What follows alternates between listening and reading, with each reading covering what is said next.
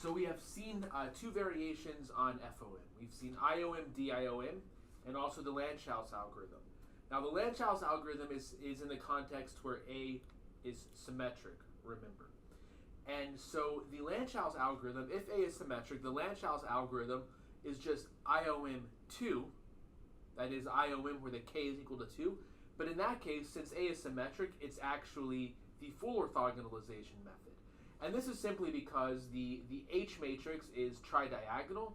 So we know that AVJ is going to be orthogonal to V1 through VJ minus 2, but not necessarily orthogonal to VJ minus 1 or VJ.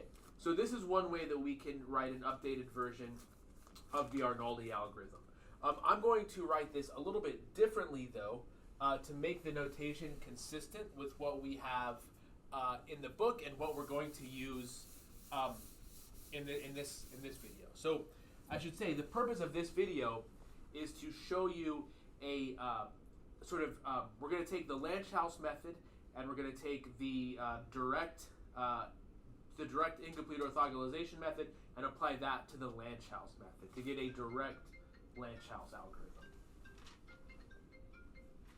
Sorry, I am continually getting phone calls about health insurance.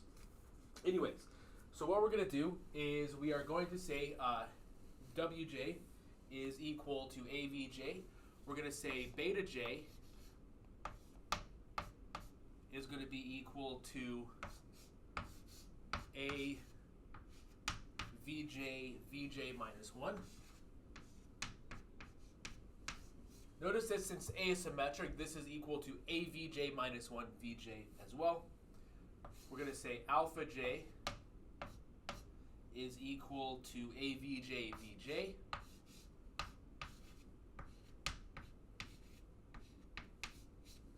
And we're going to say, well, this is the initial WJ, and then the updated WJ, we're going to look at we're going to take WJ and subtract off its projection onto VJ and VJ minus 1. So this is going to be WJ is equal to WJ minus beta J VJ minus 1 minus alpha J VJ.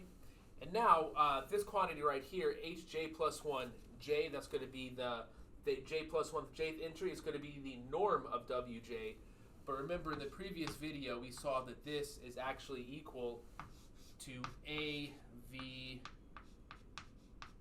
plus 1 VJ. In other words, this is beta J plus 1, which means up here, beta J is equal to AVJ VJ minus 1. We could compute it that way, but in the previous iteration, we already computed it. So we don't need to actually compute this again. We already know what it is.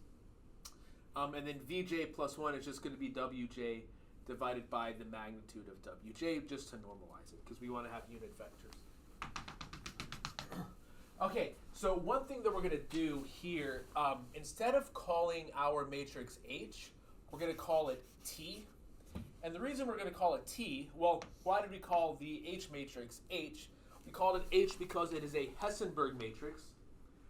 This matrix is also going to be Hessenberg because the Lanczos algorithm is just a subset. I mean, it's just a special case of the Arnoldi algorithm. So it's also going to be Hessenberg, but it's going to be more than that. It's going to be tridiagonal. So that's why we're calling it T instead of H. Okay, and again, remember, all this is, like, the Lanczos algorithm is simply the Arnoldi algorithm in the case when A is symmetric. And so all of the formulas are going to be the same, but it's just going to be even better than it was before because the matrix that we get here is tridiagonal, not merely Hessenberg. Okay, and so what we're going to do, what I want to do now is I want to derive a D Lanczos method. So we looked at IOM, then DIOM. In the previous video, we looked at the Lanczos method. Now I want to look at the D Lanczos method. And it's going to be a little bit easier. Our formulas are going to be a little bit easier here because the matrices are much nicer. So first of all, T sub M. Okay, again, this is the Hessenberg matrix, and we're just calling it Tm because in the symmetric case, it is tridiagonal. we're going to write it in the following way. I need to make sure that I get everything correctly here. So it's going to be tridiagonal and symmetric. So the first entry is going to be alpha 1. This is beta 2. This is beta 2. And all the way down here, the bottom entry is going to be alpha m. And then the entry above it is beta m. The entry here is beta m. And we're going to have the betas going from beta 2 to beta m, beta 2 to beta m, zeros here, and zeros here. Okay, so that's what Tm is. It's a tridiagonal matrix. We have the betas on the super and subdiagonal. It's symmetric, so it's the same betas on the top and the bottom there. And similar to what we did before, we're going to look at the LU factorization. So we want to progressively update the LU factorization. So UM is going to be equal, actually let me, I'm going to try to do this as similarly to what I did for the DIOM method. But like I said, it's going to be a little bit easier. So LM, again, we're going to write this as a block matrix. So we're going to have LM minus 1 here. We're going to have 0 here. Now, since it is a Hessenberg matrix, it's tridiagonal, but in particular, it's a Hessenberg matrix. It means the entry down here is simply going to be L EM minus 1 transpose, similar to what we had before. And this is the LMM entry, but remember in the DIOM method, we just said we could have that equal to 1. So that's going to be LM. UM is going to be even nicer than the UM we had in the DIOM method. Okay, so what are we going to have here? Well, the top left block is going to be the U matrix from the previous iteration's factorization. We're going to have zeros down there, just like we did in DIOM.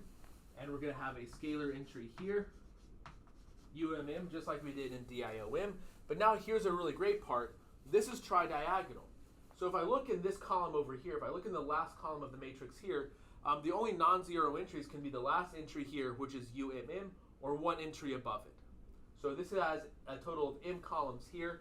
So this is going to be equal to some scalar times E m minus 1. Okay, so again, this is the vector with a 1 in the m minus 1 position and zeros everywhere else. And so what we have this last column, the last two entries are possibly non-zero, but all of the other entries are going to be equal to 0. And now we're going to do something very similar to what I did before. I'm going to write out the product of these matrices, and it should be equal to that. So that is the equation that I'm going to write out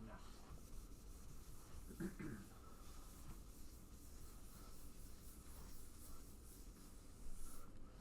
Okay, so I'm going to have LM.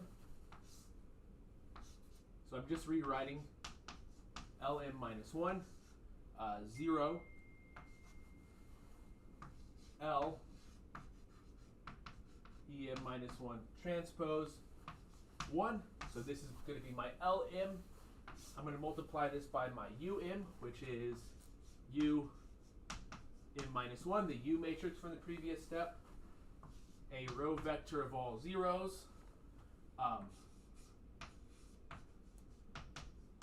This vector here, and then UMN.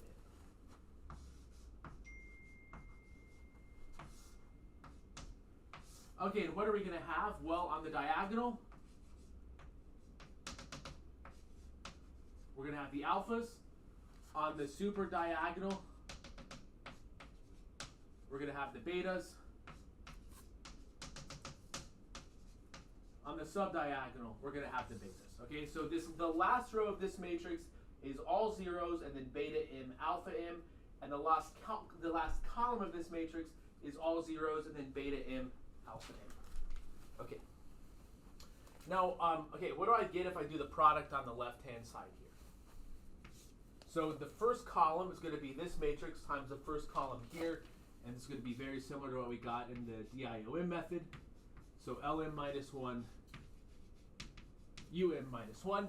Okay, that's going to equal to TM minus 1. What are we going to have down here? Well, it's going to be L times E M minus 1 transpose times U M minus 1. and we'll simplify that in just a moment here. Okay, what are we going to have over here? Well, it's going to be Lm minus 1 times U E m minus 1. And then what we're going to have down here is going to be L times this vector times that vector. But notice EM1 transpose times EM minus 1, that's just going to be equal to 1. And so we're going to have LU plus U in M. Okay, and now I'm going to write this matrix up here, very similar to what I did in the DIOM case.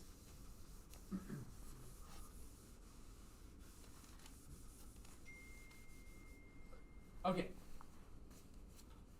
so the top left entry is still going to be L M minus 1 U M minus 1.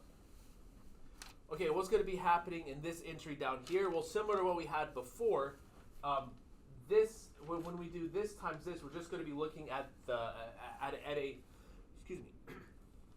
When we look at this times this, we're just going to be looking at a vector EM minus 1 transpose, where the last entry is going to be the bottom right entry of this matrix here. So we're still going to have L, and I'm going to use the same notation that I did before, UM minus 1, and then M minus 1, M minus 1 here, times E, M minus 1 transpose here.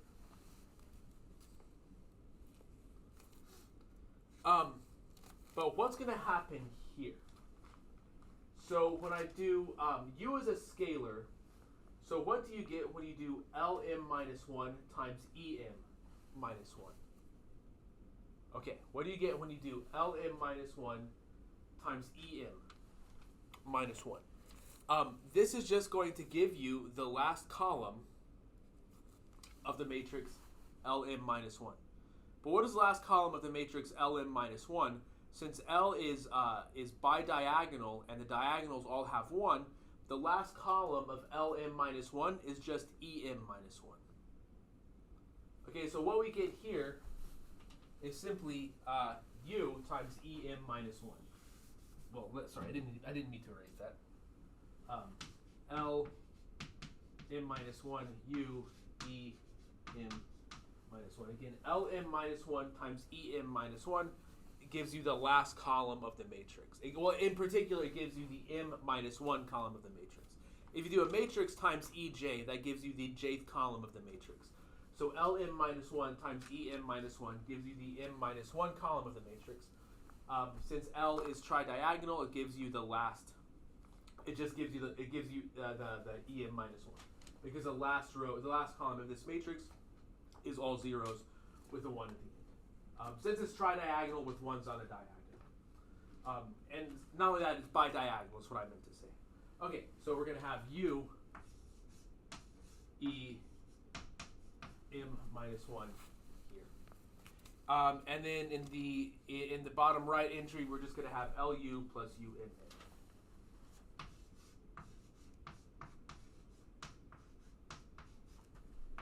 Okay.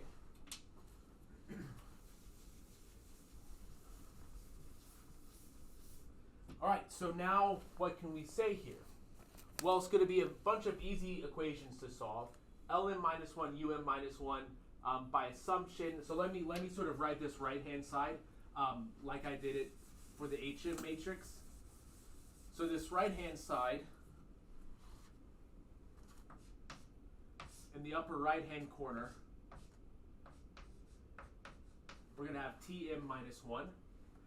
In the bottom right-hand corner, we're going to have beta m, E m minus 1 transpose. Here, we're going to have alpha m, and here, we're going to have beta m, E m minus 1. With the closing parentheses that I don't have enough room to write. Okay, so then Lm minus 1, Um minus 1. Again, we're progressively updating the LU factorization, so that equals Tm minus 1. But now what do we see? Well, if I equate these two entries, I no longer have even a system of equations that I have to think about solving. Remember, that's what I had before. I had that Lm minus 1u is equal to Hm. But here, it's just directly apparent that u is equal to beta m. Similarly, this L times this needs to equal to beta m. So I'm going to have L times the m minus 1 entry of um minus 1. This is going to be equal to beta m.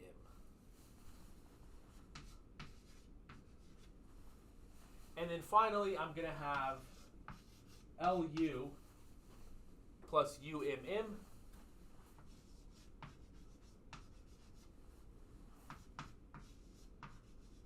is equal to alpha m.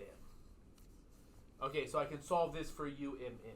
I don't know if I put that parentheses there or not. I mean, I assume I did. I don't know when I put it there. Okay, and so now here we solved for u here, or not even solve. We see that u is equal to beta m. We solved here for L, okay? And in fact, so if we look at this a little bit closer, we're going to have L here. Whoops. So L is going to be equal to beta m divided by u m minus 1, m minus 1, m minus 1. That's just what we get when we look at this equation and solve it for L, times u, that's going to be beta m.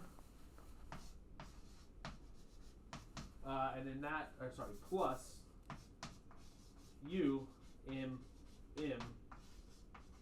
is equal to alpha m. Okay, and that's how we determine what that is. Okay, so let me just make sure that I've done everything correctly here. Okay, so then what we have solved this. One other thing. Yes. Okay. So now we have our updated LU factorization, and again, it's similar to what we looked at for the DIOM method, but for the D-Lanczos method, since we're dealing with tridiagonal matrices, everything works out a whole lot better.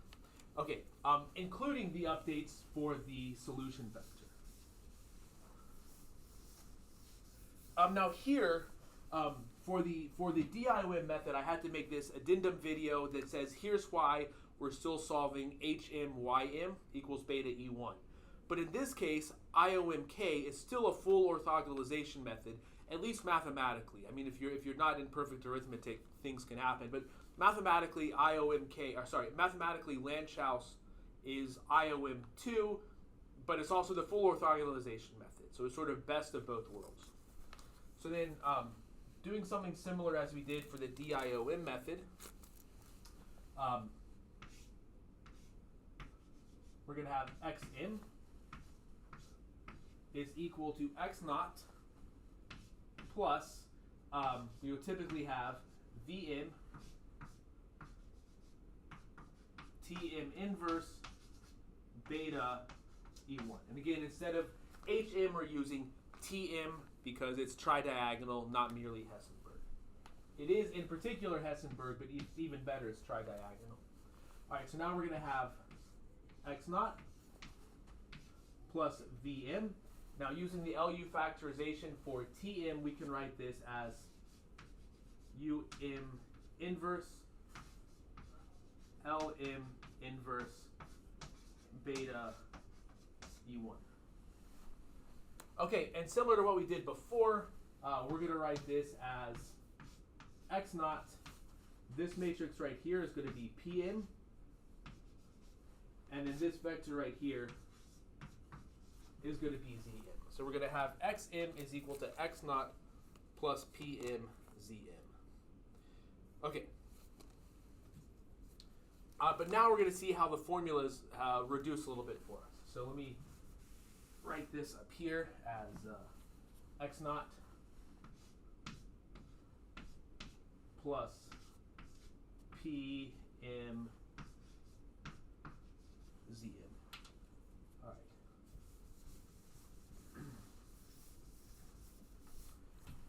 So now what we're going to have is PM. Remember, PM is defined to be equal to VM UM minus 1. Or we could write this as PM UM is equal to VM. Now, for the exact same reasons that I gave in the DIOM video, we can update PM one column at a time. So that is, we can just to PM minus 1, we can just add the column little pm. Okay, and so if we see what that column needs to be, again, if I equate the last column here and the last column here, this is just exactly like I did in the previous video, or in the DIOM video. What are you going to get when you do if I want to look at the last column of this and the last column of this, is going to be PM times the last column of UM. Well, what is the last column of UM? Well, the last column of UM is going to be zeros down except for the very last two entries. Okay, it's going to be zeros down except for the very last two entries. And let's see. The last entry is UMM, but remember the second to last entry we figured out it was equal to beta M. Remember we figured that over here when we did this, we equated this to this, which says that U is equal to beta M, but U is just the second to last entry in the UM matrix. Okay, so when I do PM times UM, and I'm just looking at the last column, well, the only vectors from the PM matrix that are going to be involved in this computation are going to be PM minus 1 and PM. So again, if I look at the last column of this product over here, since the last column, let me back up even one more step. The last column of this product is going to be PM times the last column of UM.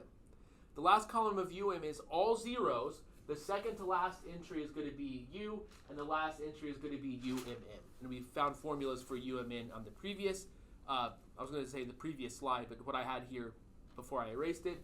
And then we can just see here directly that the second to last entry, U, is equal to beta M.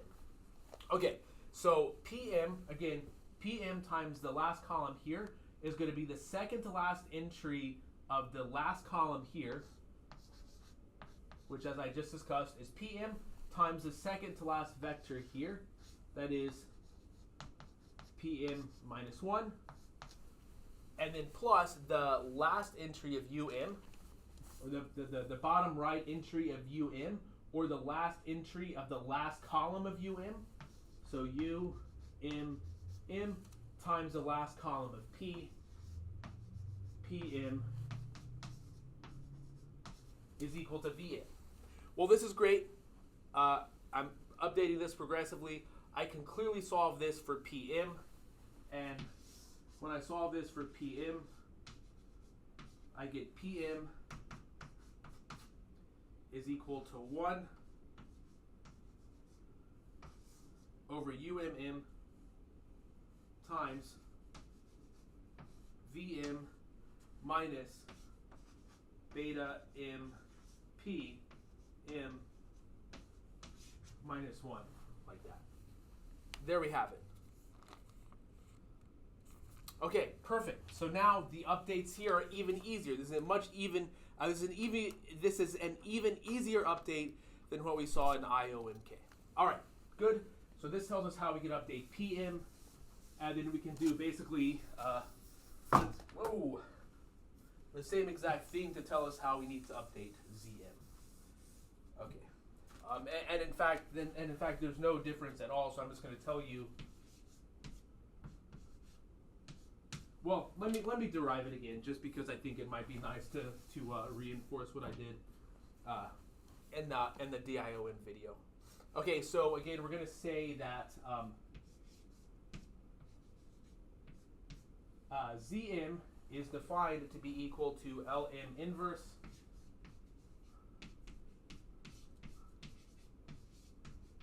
times beta E1, and then we're also going to progressively update this So we're going to have Zm minus 1 and then zeta m here.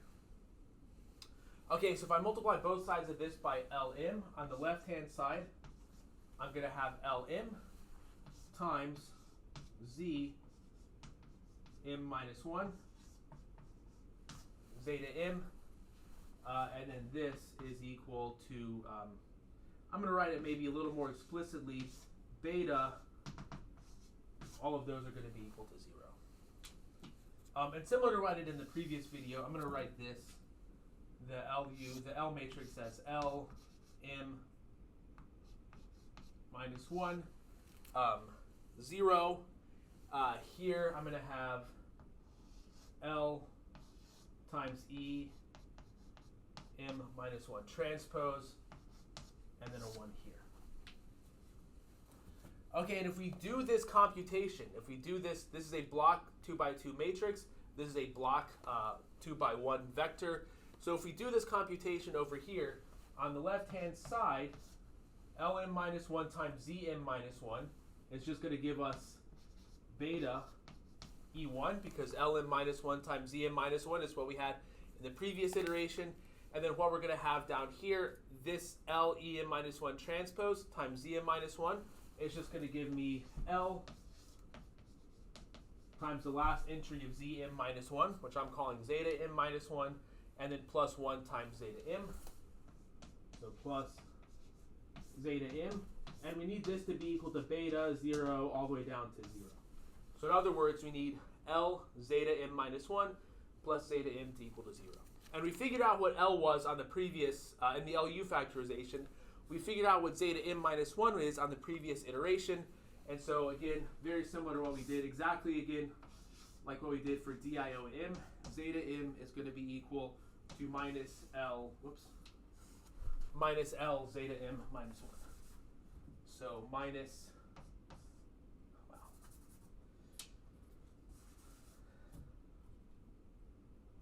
minus L times zeta m minus 1, which is the exact same formula that we got for DIOM.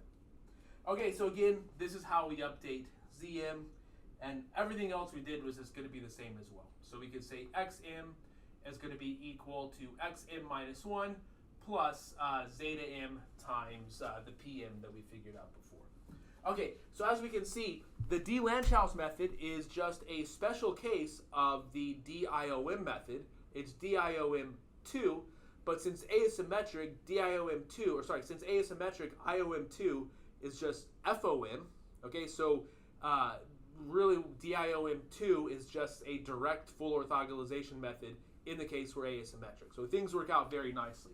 Now again, this is not necessarily something that we're going to implement, but what I am going to show you is from this, we can get one of the most important methods that we're going to see in this class, which is the conjugate gradient algorithm.